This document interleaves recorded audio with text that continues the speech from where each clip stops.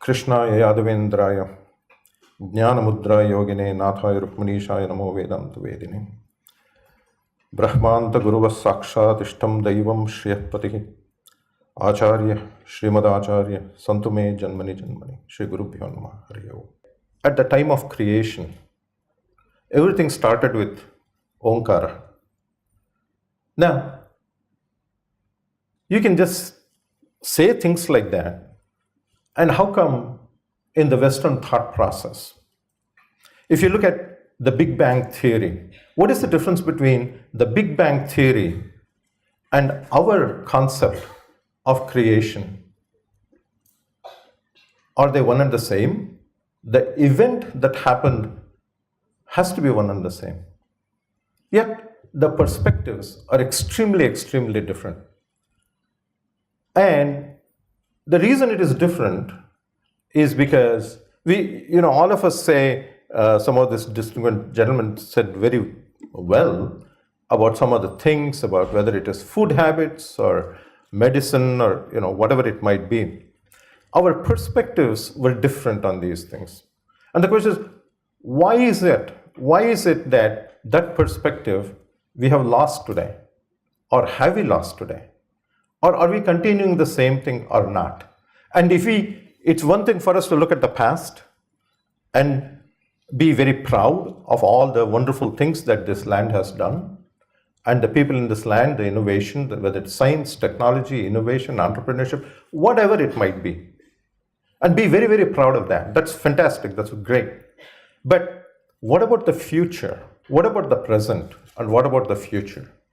I worry about this because as great as the past was, the future should be greater than that. That's what I feel. And if the future has to be greater than the past, the present has to be looked at very, very, very carefully. I worry that I've been away from this land for 45 years. But just this morning when I was waiting, I was talking to a couple of people, volunteers, and I was talking in Kannada, which is my mother tongue. And since yesterday, 3 or 4 people have asked me this question. How come you have been away from this land for 45 years and you can speak in Kannada continuously without using a single English word? My thing is, that is my Matrubhasha. And there's no way I can forget that. It's not just the language. Every single language is abhivyakta is the word that we use. And there is no proper translation in English, by the way. One of the problems that we have, including what I'm doing right now, speaking in English, is that there is no proper translation of any Samskrita word in English. There is no way, because every language is an external manifestation of a culture. And every culture is a manifestation of the way of thought. If that is the case, then how is it possible for us to stand here and talk in English? I'm happy to do the whole thing in Kannada, but I suspect some of you may not know Kannada. So unfortunately, my Hindi is not good enough, right? So I'll stick to English today, unfortunately. But going back to Omkara, I put up that slide before anything else, because every single thing in our tradition, we start with Om and we end with Om. Always, always. We start everything with a prayer. We say a prayer to that infinite one. We say a prayer to our gurus. But today, the situation is that if I ask all of you in this audience, and so what is the date today? I suspect that more than 95% of you can tell me what the date today is. And if I ask you, what is the tithi today? Navami, Maghamasa, Shukla Paksha, Navami, Vilambi, Samvatsara. And Madhvanavami also, thank you.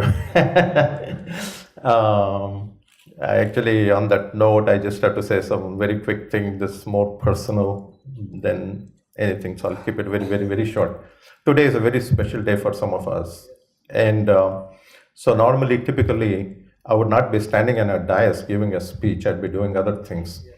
when I accepted this thing, I did not realize that today is Madhvanomi. And once I made a commitment, so this is my offering to Acharya Madhva.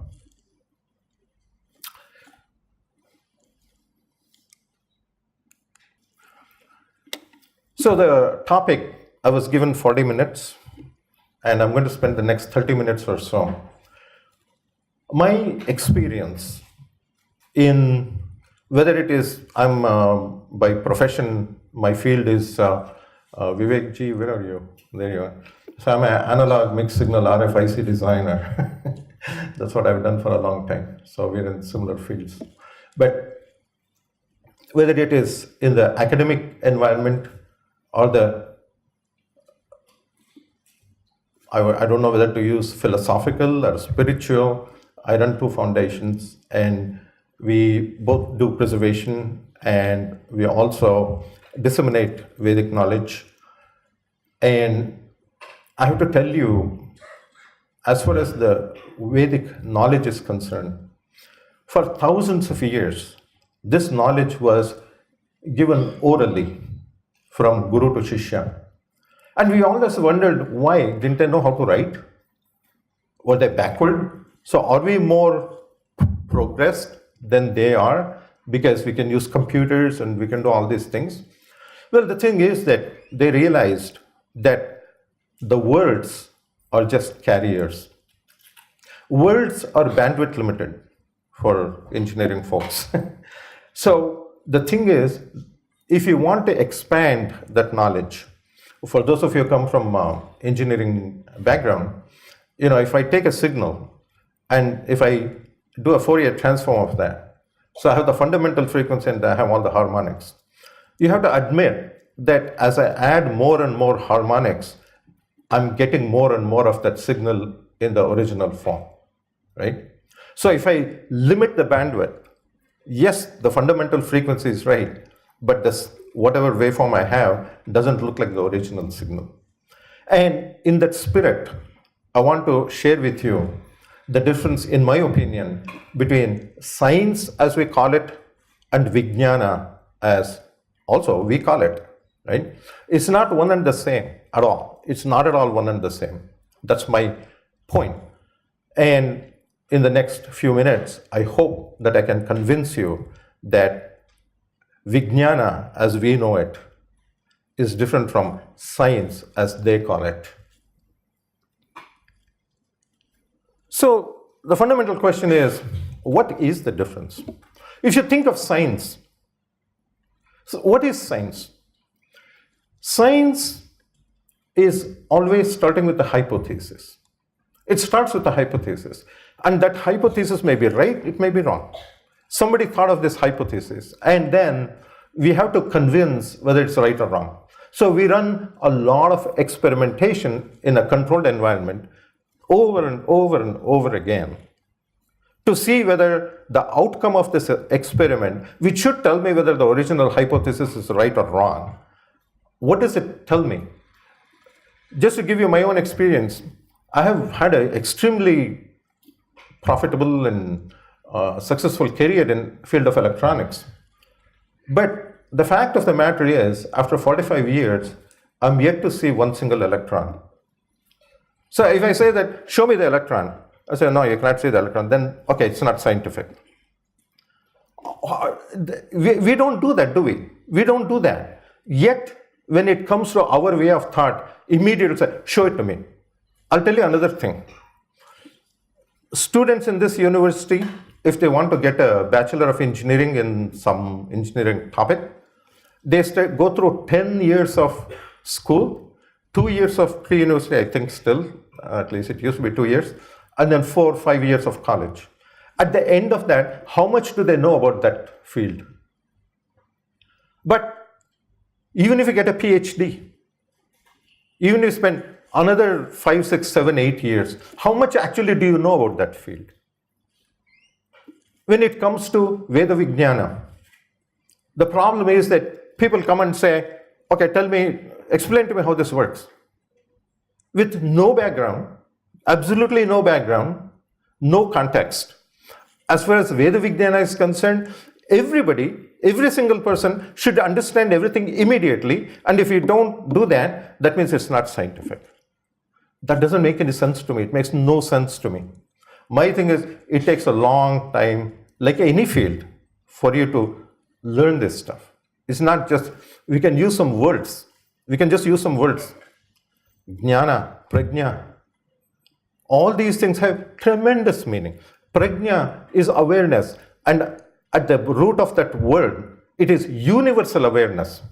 And that universal awareness, like Shrikant ji said a little bit earlier, that requires the whole understanding of the universe for me to have the Prajna, real Prajna.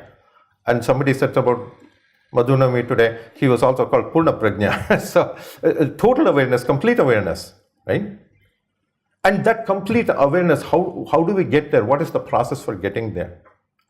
And what is the main difference between science as defined by the West? Why should I accept in my thought process definitions that is laid down by some other discipline? No disrespect meant towards Western science. I've studied Western, well, not science engineering, but I've been a researcher for decades. I've published papers, as somebody said. Yes, I've done all that. I've supervised the research of 82 students, graduate students. So what? What does that mean?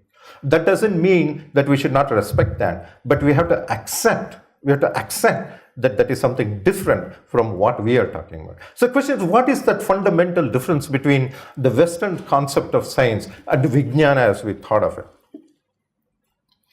I was talking to Jayanji, a little before I got up on stage. And I was telling him an incident that happened in BITS Pilani a few years ago. I was in Pilani for a research meeting. And so it was meant for 2 days. And the very first day we finished everything. So the director of BITS Pilani at that time, Dr. Maheshwari, he said, "Sir, you're here anyway. Why don't you give a talk tomorrow to our students?" I said, "I'm happy to do that." And he knows that I'm an analog person. So I said, "You pick the topic, I'll give the talk. You just make up whatever title and I'll give the talk." He said, "No, sir, you decide what is most dear to your heart. You talk about that." I said, "Dr. Maheshwari, you don't want to go there. Just pick engineering topic, I'll talk about that." And one thing led to another. And finally, the topic of the talk was Hindu philosophy. I don't like that word Hindu, but anyway, most people use it, so we'll use it. But Vedic philosophy in electrical engineering terminology. That was the topic of my talk, right? Because if you want to make people understand something, you have to, if something is not in my experience base, suppose it's not part of my experience base, and somebody is trying to teach me something, they have to use my own experience base to explain something that I have not experienced. Up until that point, I experience it myself, right? So the fundamental difference that our Rishimonis, it's not that they were not scientists. Yes, they were fantastic scientists. But you cannot go to Rig Veda or Yajurveda or any of the Vedas and try to look for Schrodinger's equation or something like that. That's not going to happen. You're not going to find it. And the fundamental reason for that doesn't mean they did not know these things. The fundamental reason, our VignyAna, by the way, is an abbreviation. It is Visishta Jnana. Visishta Jnana is VignyAna. So what is Jnana? What is Jnana? Jnana, our people say, is divided into 3 types. Yathartha Jnana, Viparita Jnana, and Ajnana. And that Yathartha Jnana, Yathartha, that means something that can be a resource to me. That knowledge that can be a resource to me is Yathartha Jnana. Right? So in that knowledge base, if you want to use the English word knowledge, in that jnana, we are picking something that is visishta, special, right? So what is the special part? Look at the word itself. What is the special part of that knowledge which is useful for me to go upwards and accomplish things? So our people realized that matter does not drive energy, but energy drives matter. That is the fundamental difference. Energy drives matter. Matter does not drive energy. So they focused on the energy. The science, as we call it, the Western science, is the science of matter, study of matter. Whatever it is, I don't care whether it is electronics or medicine or whatever. Even in medicine, Ayurveda is very different from allopathy. All of you know that. Because we are not looking at physiology alone. We are looking at the panchakoshas. We are looking at Annamaya Kosha. We are looking at Pranamaya Kosha. We are looking at Manomaya Kosha. They look at all those three koshas together. Not just physiology. We are not putting things differently and saying, oh, here is physiology, here's psychiatry or whatever. What happened to the energy layer? It's like a sandwich, right? This sadhana sharira, this body is like a sandwich. On one side, you have the Annamaya Kosha, physical body. On the other side is the mental layer. But in between is that energy layer, which our people call Pranamaya Kosha. And if some method of looking at medicine completely ignores this, we have to understand it's the energy that drives the mind and the body. So they focused on energy. So the science of energy is VignyAna, and the Western science is about matter. Let's not get confused. Bottom line, let's not get confused. I'm going to share with you a couple of examples today about how this thing actually works. The theme title of this Gyan Sangam is Science, Technology, Innovation and Entrepreneurship. I think that's what it is called. Right? The question is, what is science? What is engineering? What is technology? Science, basically, our problem is that suppose somebody wants a mobile phone. That's what they're looking for. All they want is this gadget, and they want to know what buttons to push to talk to somebody. That's all a consumer wants to know, right?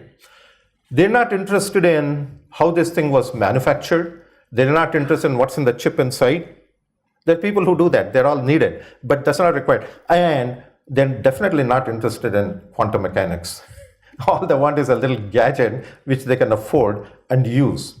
So in this Vaidika Parampara, also, we need to focus on this a little bit. Because science is a fundamental study, whether be it matter or energy, even energy, right? These people love this field. They're experts. They sit there and they think about it. They work on it. For decades, they work on that. We need those people in society.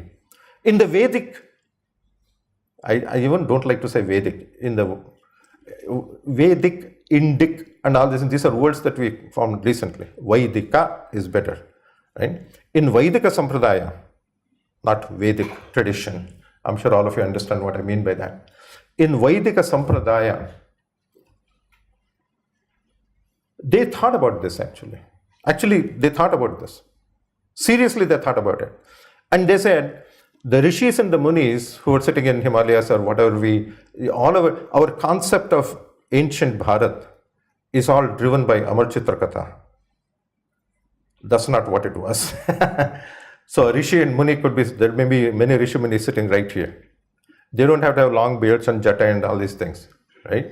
But that's what we think. We think that somebody has to sit in Padmasana in the Himalayas to be a rishi. Now, our rishi munis, not just way back when, but even today, I can show you these people. They think very seriously about that. And the question is this: what exactly do we have to do to bring this mainstream into our country so that our country wakes up? It's not that every single one of us has to go and study the Vedas. It's like saying that you want a mobile phone, okay, go do graduate work in quantum mechanics. It's not going to happen. So what is it that we can do? Well, you need people. You do need people who can take this Vijnana, this science, if you want to call it that, and map it into real solutions to real problems in life.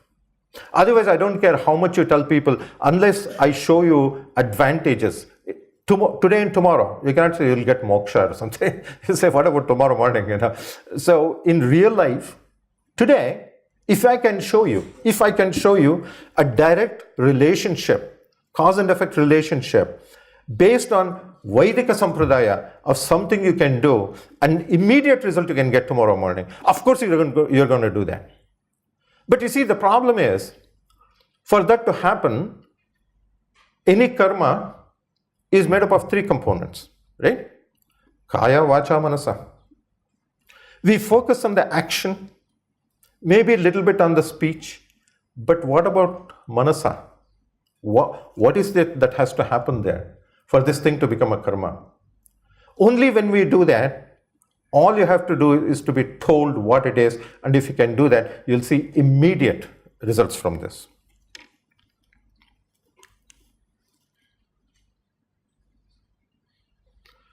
I happen to study energy. I mean, when I say that for 25 years, I've been in the field of electronics for 45 years, but last 25 years, I was fortunate to get a guru, and I've been very seriously studying the Vaidika VignyAna. And I don't want to get into the depths of this basically because I don't have time for that more than anything else. I'm happy to do it, but I don't have the time for that. I know that it's a big program today, and I don't want to be the reason for stopping that. But I'll just say this very briefly about this particular slide. It's an important slide. I'm not skipping it. It's an important slide, but it requires a lot of contemplation to actually understand what that means. Energy, our people said, is not just one amorphous thing. Just like matter. The interesting thing is this: energy and matter have similar characteristics and properties. That's the beauty of it. So you can actually study matter, use matter, and all that to look at the energy part, because that is something you cannot lay your hands on, right? Matter is something I can design experiments, all this. I can look at something, I can touch something, I can measure things. So the question is, can you actually measure the Vijnana of energy or not? And the answer is yes, you can. Yes, you can. But you cannot do it using the same implementations that you use in the world of matter. You cannot do that. How can that happen? That cannot happen. It's a different domain. It's a very different domain. So let's move on. I'm not going to spend much time on this one. And I'll move on to sunlight. See, as you know, today's Navami, as many people said. By the way, I'm very happy to hear so many of you say, today is Navami. I can guarantee you, if I was giving the same talk in Bengaluru, not Bangalore, but in Bengaluru, I very seriously doubt how many people would tell me that same thing. It's unfortunate, but that's how it is. So be it. But 2 days ago is a special day for us. We call it Ratha Saptami. So what is this Ratha Saptami? It says, Surya gets on his chariot, and there are all these 7 horses, 7 black horses, and all these horses are there. He gets on the horse and starts going in the northern direction. So somebody who is studying Western science, they say, these people are a little cracked, because what are you talking about? I know what the sun does. Don't tell me the sun gets on a chariot and starts going somewhere. That is stupid. It doesn't make any sense.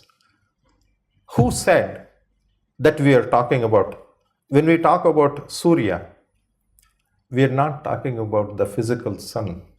We are talking about Surya Devata. There's a difference. There's a huge difference, huge difference.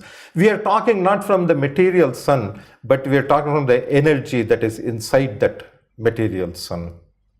That's what we are talking about. And if you don't know what that means, then surely we're going to be lost and we'll think it is stupid. Even though there's a phenomenal science behind it. I can use it. I can actually use it for my personal benefit. I can use that. Only if I understand it. If I don't understand it, I can do some puja or something that doesn't do anything for me. So when I don't see the results of that, I say, all these things don't matter. Right? But sunlight and energy coming from the sun are 2 different things. Not that the light doesn't contain energy. Light, as you know, some of you who have studied physics, you know that you can look at it as a wave or you can look at it as a photon. You can look at it as a particle or you can look at it as a wave. Sometimes it looks like a wave, sometimes it looks like a particle. Well, then what is it? It's both. It's both. The question is, what do you want to focus on? You want to focus on the photons? Yes, you have photonics. You want to study on the energy part of that, the wave part of that? That also is VignyAna, and that is going to affect my energy. It's going to affect my energy. And that is what our people focused on. And I already said this, that their focus was actually on pranamaya kosha. It was on the energy part. And the sun, actually the sunlight and the energy from that has an effect on that, on the pranamaya kosha. So the question is, what is that? This is how they broke it up. When we were in first grade or second grade, they told us that sunlight can be broken into 7 different colors, VignyAna or whatever they say, starting from violet at the top and red at the bottom. Our people said, they also said the same. Where do you think that 7 came from? Where do you think that partition into 7 came from? You think it came from some university in the West? No. You can look in the Vedas, it's there. But their way of partitioning is something a little different because they're looking at the energy. And look at all those things going from the bottom to the top. They said red energy, not red light, red energy corresponds to karma. So if you think about that, they said that, look, when this sunlight hits us, the energy that comes from that, you as a sadhaka or a human being, somebody in a sadhana sharira, you as a human being, you're automatically given the very first one. Show me one person who doesn't have karma. Show me one person who doesn't have a desire.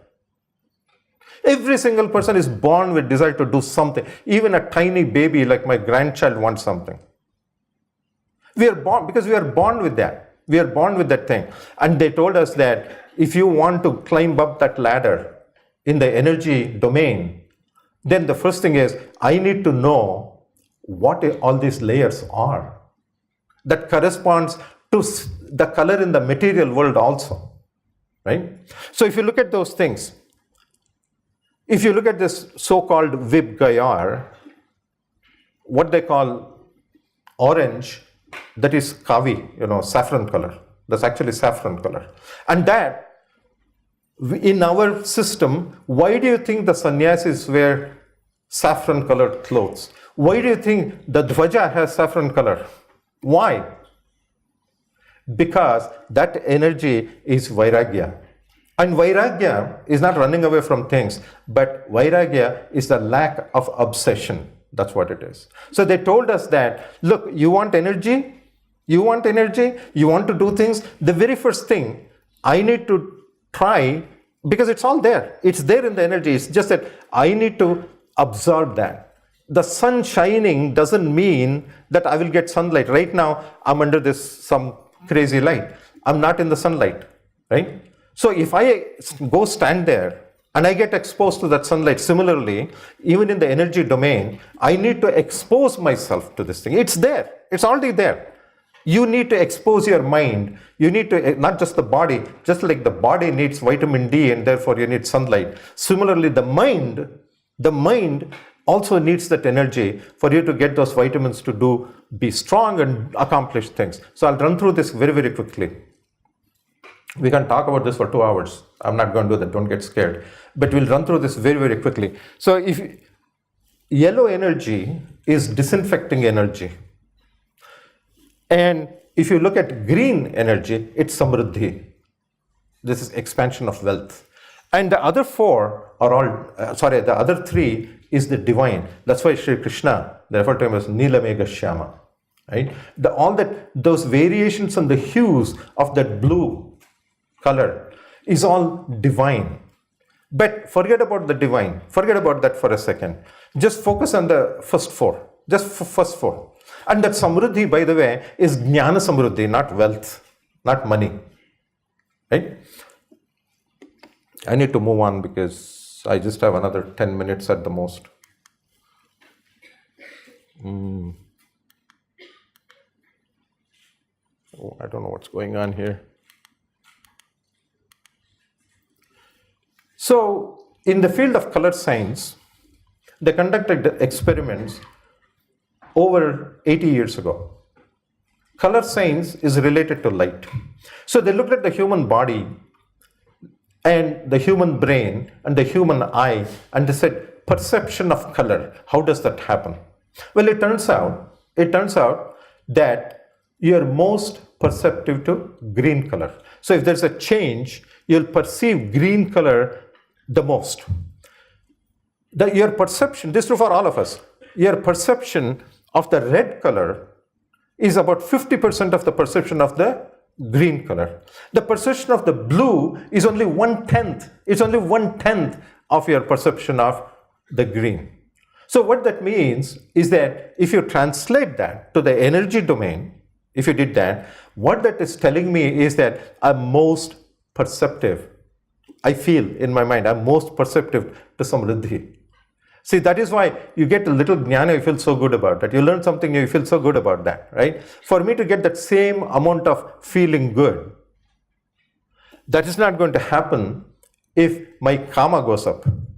And if in my previous slide, I called divya sparsha, so that contact with the divine, if that has to happen, that's only 1/10. This is in matter. This is a study, there are papers on this. But the same thing, exactly same thing, happens in the energy domain as well.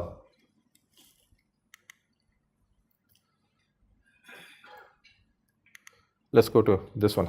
I told you I'll give you 2 examples, so let me run through that very quickly. All of you, I'm sure, when you do puja to anything, we even do puja to jadavastus like scooters and motorbikes and all kinds of random things. So everybody, you have some puja at home, you ask some priest to come and help you perform the thing. He says, Haridra Chodam Samarpayami, and says, put some Arishna. So you just put a tongue, and I just put it there. Kunkuma Chodam Samarpayami, and say, put some Kunkuma. Sindura Chodam Samarpayami. Okay, fine. You know what? Nothing happened. Nothing happened. You know why?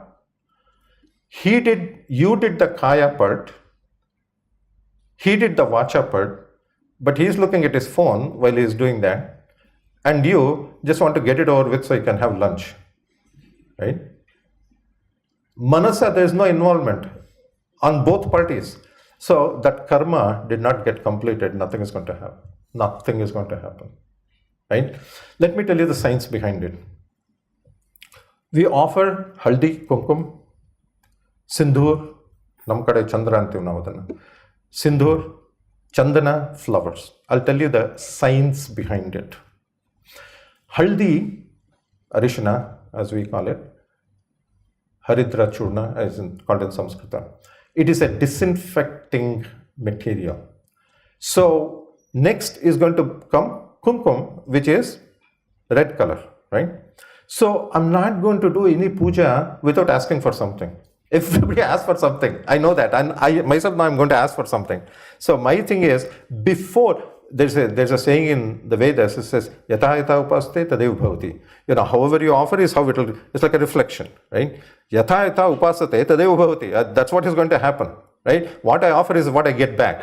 So which means that this karma that I'm going to offer, I don't know whether it's good for me or bad for me. I don't know that. So I'm first offering haldi or arishana, saying that, hey Bhagavan, I don't know whether my karma is hitakara or not. I don't know if it's good or bad. Who knows? I don't know. So first I'm offering haldi to you. So let it get reflected, that energy get reflected, so that I will not ask for anything that's not good for me. That's what you should be thinking when you offer that haridra churnam samarpayami. Kunkuma, then the kama part. But suppose he gives it to us, then what? Suppose I ask for something and suppose he gives it to me, right? Then we say, immediately we follow that with sindhura. Say, sindhura churnam samarpayami. And that color, as we said earlier, represents vairagya, which is lack of obsession. So the thing is, suppose you choose to give me what I asked for, let me not have obsession with that thing. So along with giving me something, please give me also lack of obsession with that thing. That is the science behind that simple, very simple thing. Very, very simple thing. Imagine if all of us in Bharatadesha, if every single person who does puja every single day, all of us put, you can go to a shop, you see them putting arshana kunkuma, all those things. At home we do these things. Everywhere, to motorbikes, cars, airplanes, everything we do that. If only we can think of that, and that energy is what is reflected in me as I do. Can you imagine the impact it's going to have on our country? Seriously? Imagine the impact it's going to have on me. And it's such a simple thing. You don't need to you don't need to know Samskrita. You don't need to, learn the Vedas or anything like that. This is the science behind this thing. And that act, you say, who came up with this Arishna Kunkuma, all these things? That is the technology. See, they told us that, look, what is technology? Like I said, somebody has to make this thing affordable and cheap so that I can afford to use this, right? You don't need to know quantum mechanics and all this. I need something I can go to a store and buy and use it. That's all I'm looking for. So when people said to Rishiminis, give me something that I can use. Don't ask me to learn Vedas and all those things. They said, here you go. There is Arishana, Kunkuma, Sindhura. But think of this when you do this so that that impact will be there. How many of us do that? How many of us are taught that at home? When people are taught to do puja, how many of us are taught that? How many of Purohitas explain to us? How many of them even know that this is the science behind it? And therein lies our tragedy, in my opinion. That what is the point in you giving me this phone if you don't show me how to push the buttons? That's all I need to know. That's all I need to know. To use that thing, that's all I need to know. So if it comes with no user manual, and I don't know how to use that, just having this gadget doesn't mean anything. Similarly, having haldi, kumkum and sindur means nothing. The user manual has to come with that, which is what should be the manasa part. Kaya vacha, yes, what should be the manasa part in that thing? And we really need to focus on that. Okay, I really don't have time for this. I was going to give you another example of Panchamrita. Like, most of you know we do Panchamrita Abhisheka. Where is Jagdish ji? Sir, can I take 3 minutes? Is that okay? I'll quickly run through that, very quickly run through that. So many of us on special occasions we do Panchamrita Abhisheka, right? So, same old thing, right? They'll chant some shloka from the Vedas and you say, okay, pour milk, pour Mosuru, curds as it's called here. So you just pour that thing and then everybody drinks that thing. Okay, they're the matrons. Okay, forget about it. Let's move on with life, right? But there's a enormous, fantastic science behind it. I was in Delhi last July, and I was at Indira Gandhi Center for the National Arts, and we're talking about that. And they got so impressed with this thing. They said, "Can you please come and do video on this? Because we want to put in the National Vedic Archives. There's a national thing related to the Vedas. They actually put it there." Basically, the bottom line is this. I'll give you a 2-minute version of this. Right? Veda Mata, the cow, is very important for us. Very, very important for us. Let's not get into that why and all that. But symbolically, the milk represents the Vedic knowledge that the Veda Mata gives us. Right? The question is, can I take that and offer it in Agni or not? Agnihotra, by the way, that's an amazing thing. I found out about this about only 5 years ago. Just 5 years ago.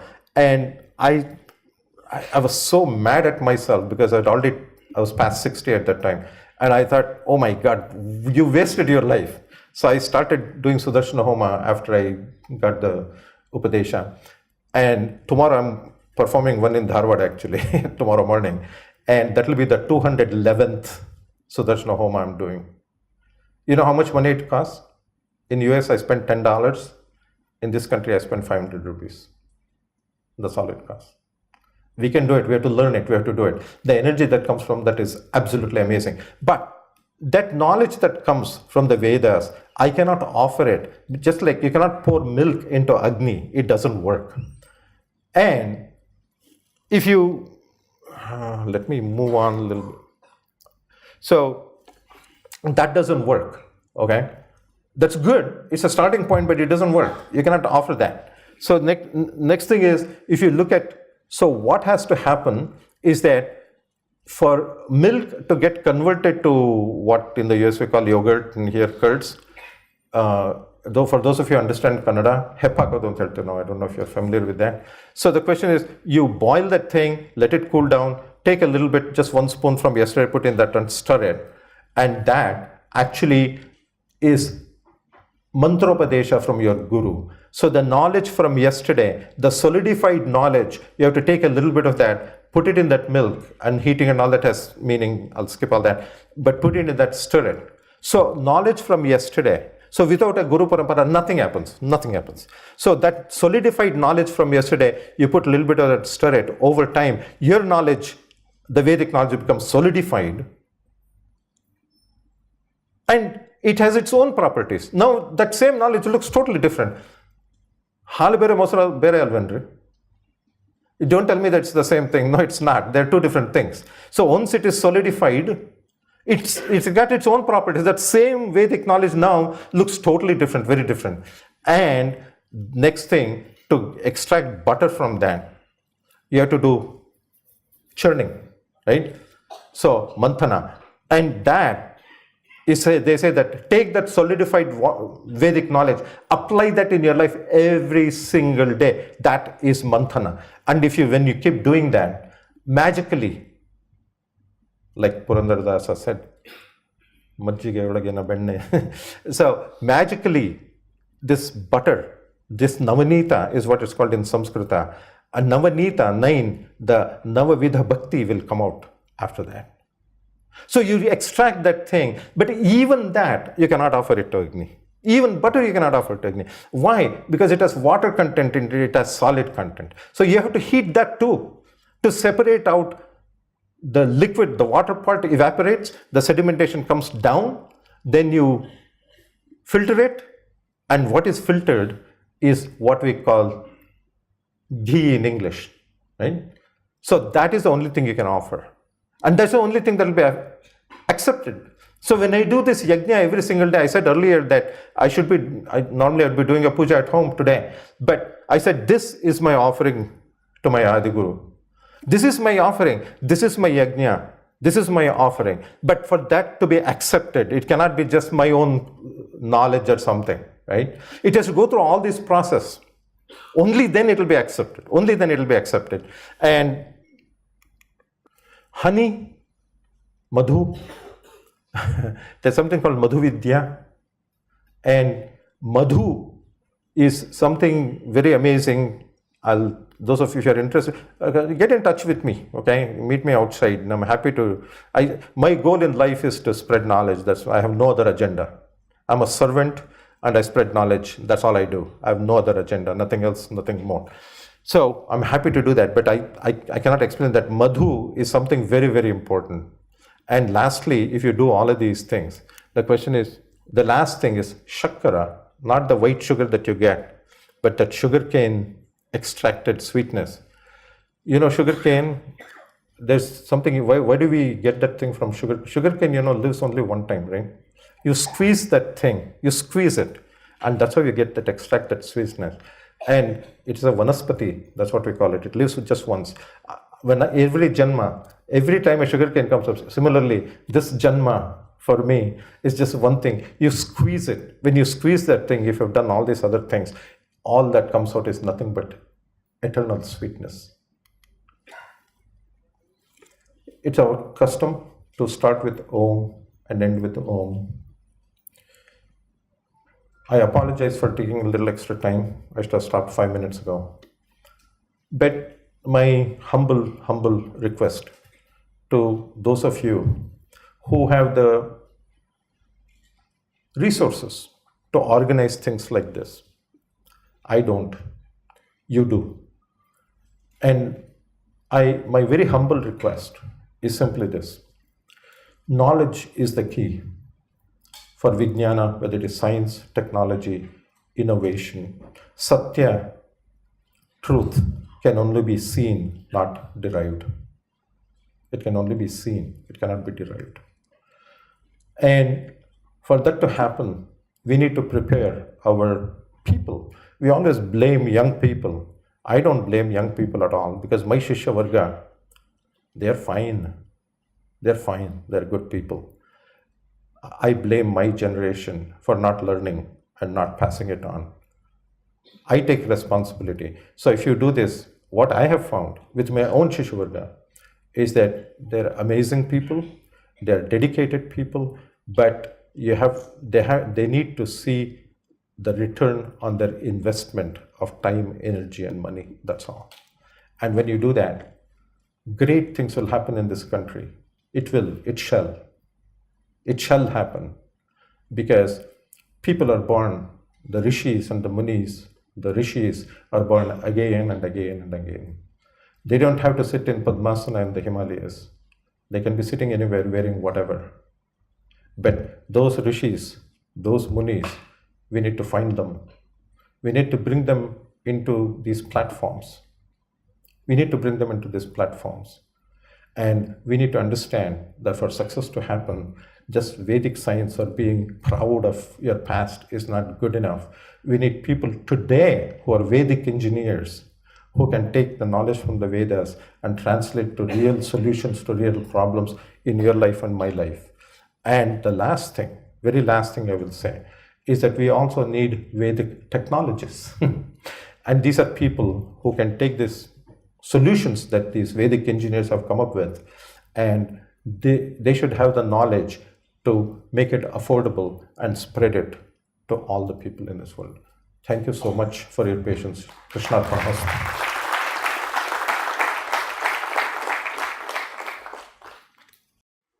I think it would be more appropriate to state that this was more of an eye-opener than a keynote address. Thank you, sir.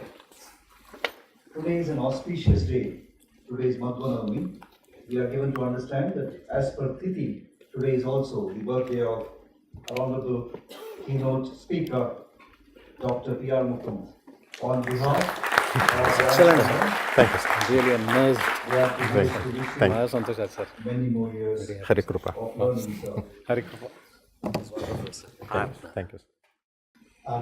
We thank Dr. P.R. Mukund for his insightful and thought-provoking session. May I now request Shrikant Kadari to present a token of appreciation.